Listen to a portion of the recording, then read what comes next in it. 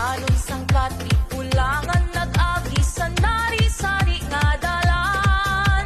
Bago ka naging ginhalaran, dugo kag balhas ginhalad sang tanan. Bangod sa aton kasaysayan, mga kabudlayan na abot na aton nga kadalagan. Subong padayonon nga ginhalaranon ng dulot nga isla, tubo kag kolon.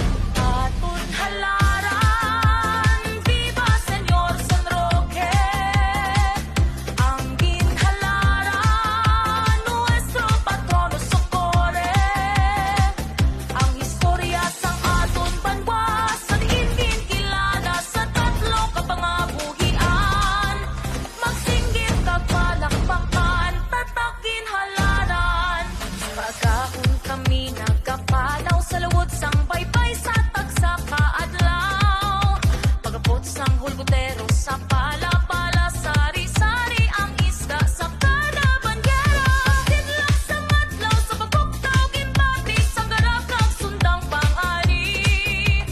Karga sa karosa kag sang karabaw, tubong at tamis ginapasan sini. Ang kalayo sang sisang kabudlay, pagpaninguha ay pagpapasang kolon sa kugon nga may. Upod nga kalipay, pagpadanggaan ay sa panubli sa aton kultura nga bugay.